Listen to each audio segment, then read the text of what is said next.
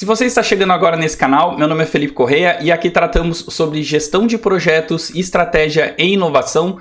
Se você gosta desse tipo de conteúdo, considere se inscrever e clique no sininho para receber as notificações. No bate-papo de hoje, eu conversei com Ronald Marangon. Falamos sobre como é atuar em uma grande empresa de infraestrutura. Será que tem espaço para inovação? Falamos também qual é a trajetória dele se tornando um grande líder dentro de uma empresa de infraestrutura aqui no Brasil. Fique neste vídeo.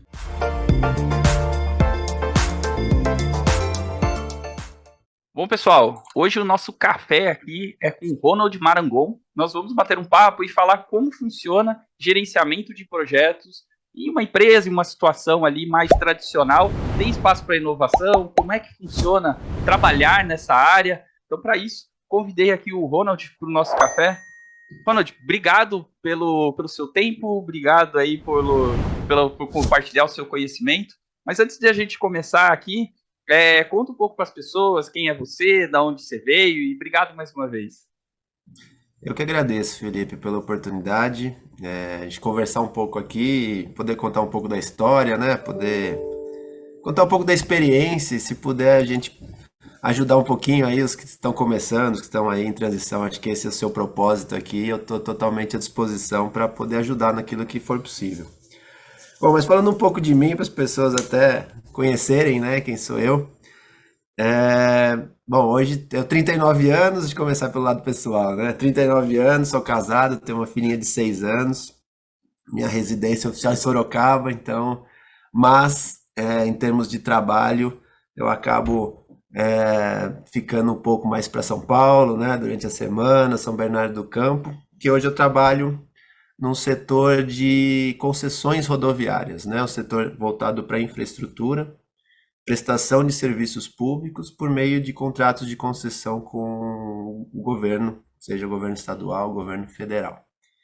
No meu caso, atualmente, eu estou como diretor superintendente de duas concessionárias, de um grupo grande no Brasil de infraestrutura. As duas concessionárias,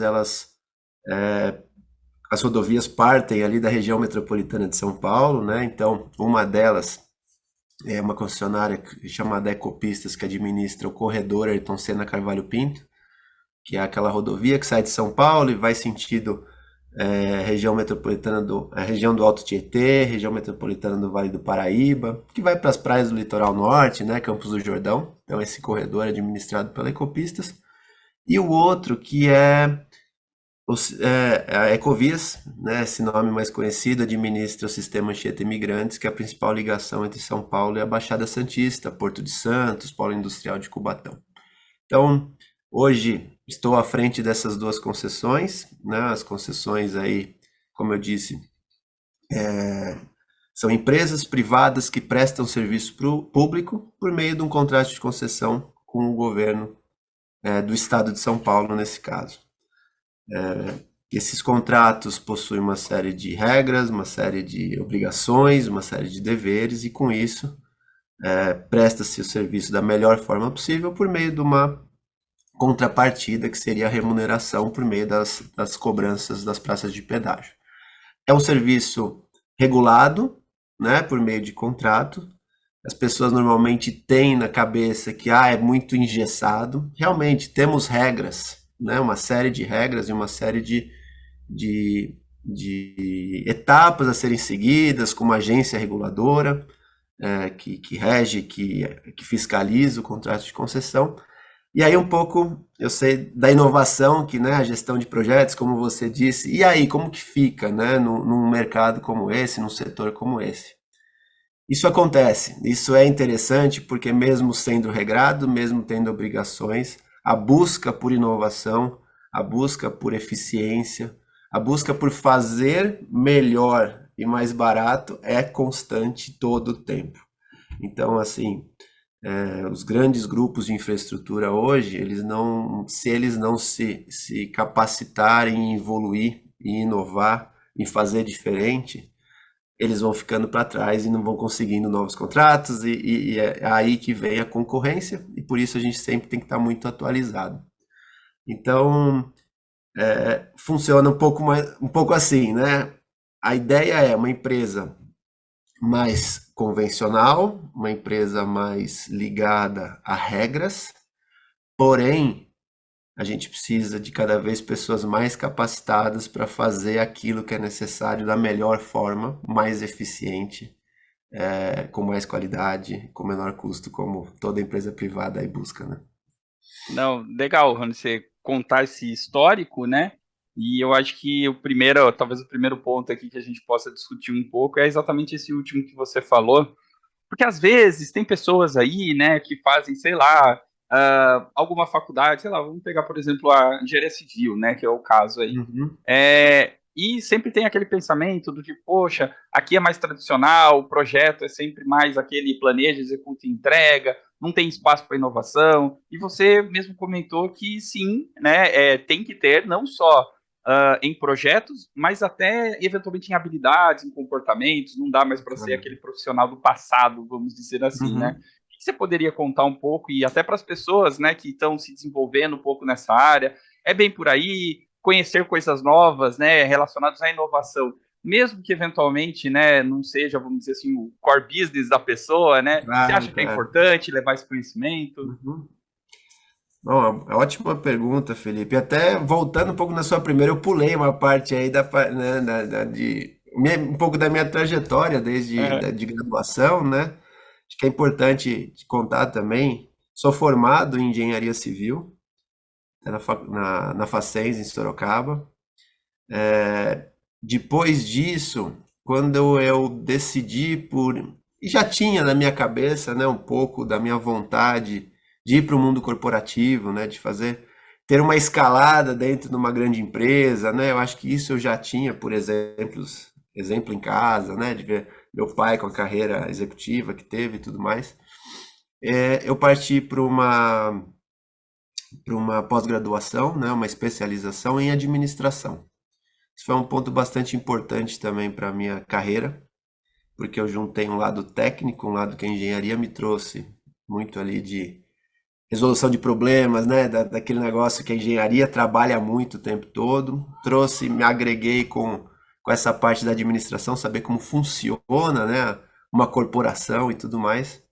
E aí entrei, acho que tive umas pequenas experiências por pequeno espaço de tempo em outros mercados, né? De construtora, de incorporadora imobiliária e tudo mais, mas acabei entrando, né, no setor aí de concessões rodoviárias, como eu comentei, estou há 14 anos, né, e esses 14 anos construído dentro de um único grupo empresarial. Dentro de outras empresas, né, durante esse período, então,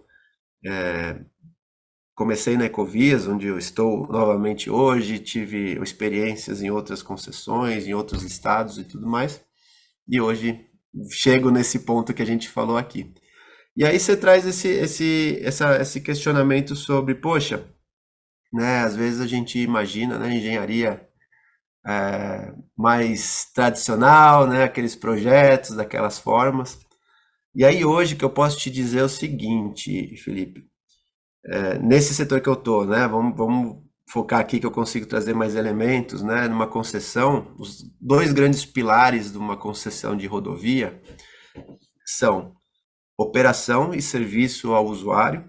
Então a gente tem como operar da melhor forma possível, como prestar o serviço da melhor forma possível, os atendimentos rápidos em casos de emergência, né? As operações, como fazer, a fluidez, segurança viária. E o outro pilar, os dois grandes pilares, o segundo, é relacionado à infraestrutura. E aí entra muito a parte, nesse caso, de engenharia civil. As construções, as ampliações, as novas rodovias, os dispositivos, né, de segurança, viadutos, pontes, tudo que vem, né, túneis que a gente tem nas nossas concessões. E aí, poxa, a gente pensa, o projeto é do mesmo jeito que sempre foi feito, a engenharia civil ela é parada e tudo mais. E aí eu posso trazer exemplos muito marcantes na história, por exemplo, da Ecovia dos Imigrantes, onde hoje eu estou, na construção. Acho que todo mundo que já foi para a praia deve ter descido a rodovia dos Imigrantes em algum momento aqui em São Paulo, né? E desceu pelos túneis da rodovia dos Imigrantes. Aqueles túneis, né, que a gente chama da segunda pista da rodovia dos Imigrantes, foi um empreendimento desenvolvido, né, projetado, desenvolvido e construído pela concessionária. Então, só para ter uma ideia assim de história, a rodovia Anchieta, que era a primeira ligação Planalto aqui, né, região metropolitana de São Paulo e Santos, foi inaugurada lá na década de 40. Depois de alguns anos, veio o DERSS, o governo do estado, construiu a primeira pista da rodovia dos imigrantes em 1970. E aí a concessionária, quando entrou, ela desenvolveu os projetos e inaugurou a rodovia dos imigrantes, a segunda pista, em 2002. Então a gente vê aí em torno de 30 anos entre cada uma delas. E aí, quando a gente conhece essas rodovias, e quem já trafegou sabe o que eu estou dizendo, o quanto houve de evolução em tecnologia, em formas de se projetar, em formas de se construir, né? E a infraestrutura final de cada uma dessas etapas, desses três estágios de rodovia.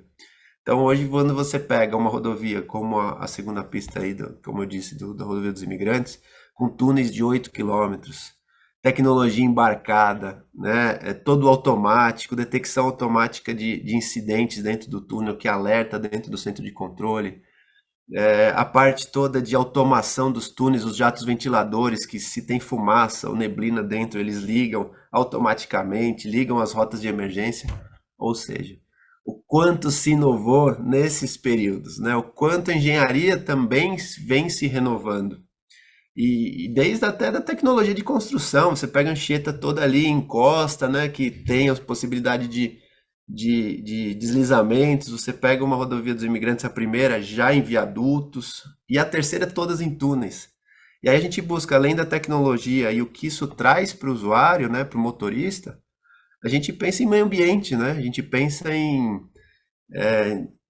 dentro de uma mata, né, como é ali a floresta, a qual passa na Serra do Mar, o quanto se desmatou. Você pega a última pista, em termos de desmatamento, foi 40 vezes menos do que a primeira. Ou seja, se a gente hoje fala e todas as empresas vivem hoje, e daqui para frente vai ser, acho que prioridade no Brasil e no mundo, aquela siglazinha em inglês, né, o ESG, né, que a gente fala em meio ambiente, em governança e na parte social. Se a gente não evoluir, se a gente não inovar para isso, as empresas vão morrendo, né? Então, aquelas que souberem como gerenciar isso da melhor forma possível, por meio de inovação, por meio de eficiência, por meio de fazer diferente, essas realmente vão se despontar e fazer diferente e crescerem e atingirem os melhores resultados. Não, poxa, bem legal os exemplos, né, que você acabou passando, até para abrir um pouco, né, assim, conhecimento assim de todos sobre não é só essa construção civil, né? É claro que tem ali grandes importâncias e tal, mas você falou de dispositivos que reconhecem fumaça, Uhum. neblina, ou seja, mesmo profissionais de outras áreas, né, assim, eles estão aptos a poder trabalhar e poder contribuir em empresas mais relacionadas aí à infraestrutura em Sim. si. E aí eu acho que até é legal também, se você puder compartilhar, relacionado ao tipo de profissional, né, que hoje faz parte ou que é buscado, né, por empresas como essa. É, você vê assim uma evolução também no profissional, no sentido de conhecimento, eles buscam mais, sei lá, pós-graduações, eles buscam aí conhecimentos de gestão de equipe. Como é que você vê aí Uhum. essa evolução no comportamento, no perfil profissional aí também, já que você está um bom tempo aí dentro da empresa, né? Uhum. Olha, no decorrer desses anos, esses 14 anos, acho que muita coisa foi se moldando, né? Foi se ajustando, como eu usei o exemplo agora do ESG, né? Quanto isso hoje é muito importante, isso busca pessoas com perfis diferentes. Então, acho que desde perfil, comportamento, né? A gestão das empresas foi se modificando com esses anos. Acho que até focando um pouco no que você falou, que você falou antes sobre, poxa, não é só engenharia civil, não, a gente tem muita coisa, né, numa área como essa, são os engenheiros de automação, né, são o pessoal aí de equipamentos, da manutenção, né, do meio ambiente, né? Ou seja, é uma gama de profissionais que nós precisamos ter numa empresa como de infraestrutura, como essas as quais eu trabalho, para compor um time para atender todas as expectativas, né? Se constrói, mas tem que se dar manutenção, tem que pensar no meio ambiente, tem que pensar nos equipamentos, no serviço, na forma como atende, ou seja, né, a gente precisa de todos os tipos de perfis. E aí, eu acho que, poxa, que tipo de perfil, tipo de comportamento? Eu acho que uma empresa ela é formada de vários tipos. A diversidade é extremamente importante, não só a diversidade de gênero, de raça, que isso é extremamente importante, mas também de perfis de pessoas. Desde dos perfis técnicos, a gente precisa de pessoas especialistas, a gente precisa de pessoas aquelas que melhores sabem daquilo que fazem. Como a gente precisa também dos gestores, dos líderes, para fazer com que tudo isso funcione da melhor forma possível, né? Colocando as pessoas certas nos lugares certos e sabendo direcionar por meio dos exemplos, por meio dos direcionamentos para onde a empresa vai seguir. Então, acho que assim, em termos de o que a gente espera? A gente espera pessoas capacitadas, sim, né? Em termos de graduação, de conhecimento, né? De estar preparada para aquilo que está disposta a fazer, mas acho que principalmente pessoas que querem evoluir, pessoas que têm potencial e querem se moldar, evoluir, né? Acho que evoluir com a empresa, evoluir com o ambiente a quais elas estão. Eu acho que hoje em dia, aquelas pessoas travadas naquilo que são e querem ser só daquele jeito, eu acho que essas acabam sofrendo mais para poder estar no mundo corporativo. Eu acho que o quanto dinâmico hoje em dia as coisas mudam e se ajustam, é isso que a gente precisa de pessoas que sejam protagonistas daquilo que fazem, daquilo que querem para suas carreiras e também poder apoiar a empresa e também essa flexibilidade. Então, é um pouco de tudo, né, Felipe? Mas eu acho que o comportamento é um dos grandes diferenciais daqueles que vão ter mais sucesso, daqueles que acabam ficando com uma carreira mais mediana, vamos dizer assim. Então, bem legal, e enquanto você estava falando, eu fiquei pensando aqui, né, como que seria, como é que a gente, né, prevê, vamos dizer assim, o futuro de uma empresa relacionado à construção, assim, né, a mais infraestrutura em si. Poxa, do jeito que você falou aí, existem oportunidades futuras aí, também muito ligadas à sustentabilidade, né, o ESG que você comentou, liderança, e quem sabe até situações relacionadas à inteligência artificial, né, futuros Uhum. projetos. Então, mesmo atuando num ramo como engenharia civil, primordialmente, você precisa estar ligado, vamos dizer assim, nessas mudanças, nessas atualizações, afinal de contas, isso pode bater à sua porta a qualquer momento. Eu até costumo Ah, dizer que, assim, eu também sou formado em engenharia de computação, né, como graduação, mas depois eu fui fazer especializações mais relacionadas à gestão, né, à gestão de times, gestão sim. de projetos, etc. Ou seja, teve que fazer aquela mudança também. Então, você sempre tem Uhum. que estar aberto, vamos dizer assim, a novas coisas, a novos Ah, conhecimentos. Não é só falar assim, sei lá, inteligência artificial é coisa lá de computação, esses caras que se virem. Não, uhum. até nós mesmo, né, como pessoas, né, a gente é influenciado, seja no seu aplicativo do banco, sei lá, você acaba sendo influenciado de alguma maneira. Então, acho que ter essa cabeça aberta ajuda bastante, né? Ah, e você está certíssimo. Eu me formei em engenharia, como eu disse, mas nunca efetivamente trabalhei como engenheiro, né? Acho que isso já é um primeiro ponto e assim um pouco como você disse, né? Fui para uma carreira aqui dentro da concessão para a área de operações, me tornei gestor aqui dentro e hoje eu gerencio a concessão, né? Eu, né, sou o gestor da concessão que tem engenharia, lógico, tá ali, eu trago também meus conhecimentos para isso. Mas quando eu acho que a inteligência artificial, quanto tudo tá ligado, né? Se hoje se você ouvir um pouco da forma como o governo do estado de São Paulo hoje, um pouco também no governo federal, falando em concessão aqui, né? É o que eles esperam, o que eles têm falado e o que hoje as novas concessões elas trazem. Não trazem mais no futuro praças de pedágio com arrecadador ali fazendo a cobrança como a gente está acostumado. A gente já fala numa tecnologia que chama Multilane Free Flow, que são aqueles pórticos que você passa sem parar, você passa pela rodovia, aquilo vai te identificando e vai vendo o percurso que você fez e depois você vai receber a conta na tua casa para pagar no segundo momento. Ou seja, olha o quanto está evoluindo, né? Um outro exemplo, os centros de controle, né? Assim como tem aeroportos dentro das rodovias, nos trens, existem esses centros de controle que há 20 anos atrás eram lotados de pessoas ali, operando rádio, anotando ali no mapa. Hoje você é tudo sistêmico, hoje a gente busca inteligência artificial para fazer para poder avaliar as condições do tempo por meio dos sensores das estações meteorológicas, por meio da temperatura, por meio do tráfego, do volume, e você tem uma avaliação aonde, isso que a gente busca, né? Uma avaliação onde os recursos, onde as viaturas têm que ficar posicionadas para uma possível ocorrência que possa vir a acontecer. Ou seja, a inteligência artificial está totalmente ligada ao ramo que, voltando ao nosso começo da conversa, poxa, é super tradicional, é de construção. Não, você envolve uma série de coisas, né? Quando você presta serviço, quando você pensa no público, quando você pensa nos carros autônomos vindo aqui, os carros elétricos. Poxa, e aí, como que nós estaremos preparados para quando isso realmente estiver operacional por aí nas ruas, né? É muita coisa envolvida, né? Então, desde os profissionais da tecnologia, os profissionais de inteligência artificial, os profissionais da infraestrutura, junto com os profissionais da operação, todos eles juntos formam essa diversidade que eu disse é muito importante para que a gente consiga evoluir na velocidade necessária.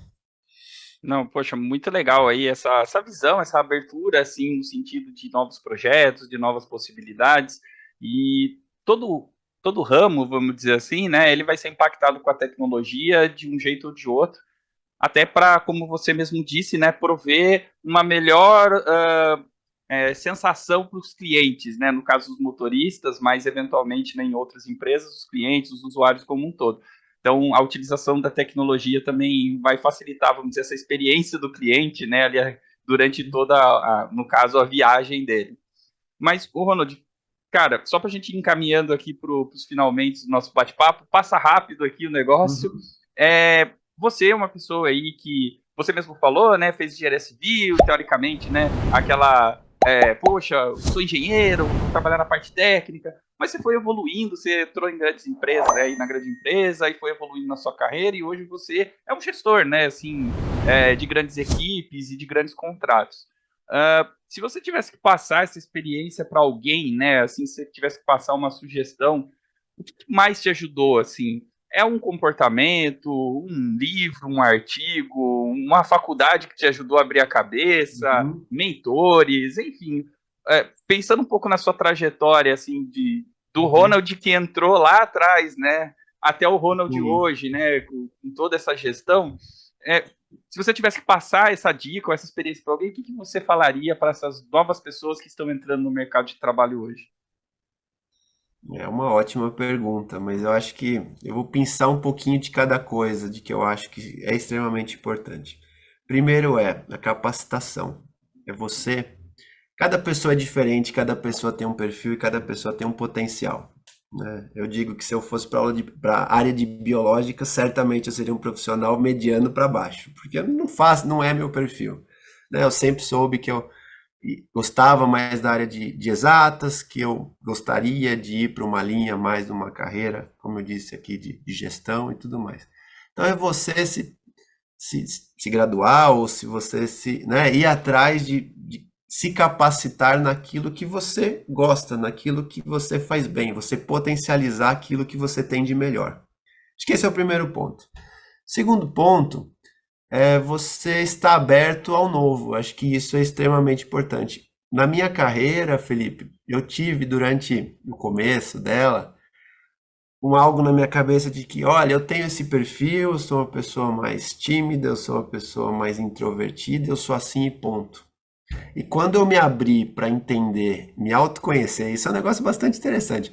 Me autoconhecer, de saber que eu sou desse jeito, ótimo, mas eu tenho possibilidades de melhorar em vários outros aspectos, porque no mundo corporativo você tem que se adaptar para cada situação, para cada momento, para cada ambiente. E quando eu fiz isso e me permitia melhorar e trabalhar outras coisas, isso me fez assim, melhorar e muito o meu comportamento, a forma de eu trabalhar. Acho que um terceiro ponto é a proatividade, acho que um pouco do que eu falei, sabe? Você fazer muito bem aquilo que é sua obrigação de fazer naquela sua função, mas você ser proativo e buscar fazer outras coisas, de buscar, de estar à disposição para quem você está trabalhando, ou se você é o próprio empreendedor, né? Acho que essa proatividade é sempre o que as empresas e os gestores das empresas esperam dos colaboradores, né? Os gestores não esperam só aquele que faz muito bem, só aquilo que é para fazer, mas sim aquele que está disposto a fazer mais. E acho que por último, algo que para mim foi muito importante e vale muito a pena é você encontrar ou achar ou olhar ao seu redor aquelas pessoas que realmente te inspiram e que possam te ajudar na experiência, como um mentor, né, que seja formal ou informal, aquela pessoa é o irmão, é o pai, é o amigo ou aquele colega de trabalho que você fala, poxa, essa pessoa tem qualidades e sabe, eu acho que pode ser uma pessoa a me ajudar, a me dar a mão naqueles momentos em que, porque no começo da nossa carreira, lógico, nossa carreira inteira, mas principalmente no começo, dúvidas e mais dúvidas surgem, a gente tem um pouco menos de paciência ou tem mais ansiedade no começo de querer fazer e às vezes essas pessoas vêm para nos ajudar a direcionar e saber o tempo certo. Então, eu acho que é um pouquinho disso tudo, tá, Felipe? Que eu acho que completa um profissional que está iniciando, que está querendo buscar uma evolução, querendo crescer na carreira profissional. Poxa, muito boas dicas, né? No sentido de você também sempre estar aberto ao novo, você conhecer pessoas, pessoas que te inspirem, pessoas que te ajudem profissionalmente e pessoalmente também. Então, acho que foram dicas valiosas aqui para que as pessoas possam refletir um pouco sobre, não necessariamente só o técnico, mas pessoas que tenham ali outros tipos de conhecimento para poder evoluir na carreira profissional como um todo. Ronald, obrigado pelo seu tempo, obrigado aí por poder compartilhar um pouco da tua experiência. Eu acho que foi muito útil aqui para a gente abrir a cabeça sobre novas oportunidades em empresas de infraestrutura, acho que foi bem legal. Queria te passar a palavra aí para algumas considerações finais, redes sociais, sei lá, o que você quiser deixar de recado final aqui para as pessoas. Então, obrigado mais uma vez. Bom, Felipe, eu que agradeço novamente. Acho que é uma oportunidade. Eu gosto muito de, né? Acho que primeiro uma conversa boa, né? Que a gente tem, isso já vale toda, né? Já faz todo sentido, né? Só a nossa conversa, mas se for uma conversa ainda que possa ajudar alguém que vai nos assistir, que seja ali um pedacinho, né? Ou como você me disse antes, lá o tijolinho na carreira, achei bastante interessante. Isso já vale muito mais a pena, né? Ainda. Então, assim, agradeço, espero ter contribuído. Estou à disposição, se quiser fazer outros papos, a gente pode fazer. Em termos de rede social, a rede profissional do LinkedIn é Ronald Marangon, são dois nomes bastante diferentes, então não tem muito o que errar ali. E estou à disposição, Felipe. Espero, gosto muito também de poder ajudar pessoas, assim como eu fui ajudado quando eu estava iniciando. Eu faço muita questão de poder apoiar quem está iniciando uma carreira, quem está buscando aí novos caminhos profissionais.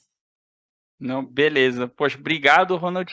Valeu mesmo e outros papos aí virão, inclusive as pessoas que estão nos assistindo, se tiver algum tema, alguma coisa específica aí que vocês gostaram do bate-papo do Ronald aqui, deixa nos comentários que encaminharei e ou temas para novos bate-papos também. Com Ronald, certeza. obrigado, viu? Valeu e até a próxima. Eu que agradeço. Até a próxima.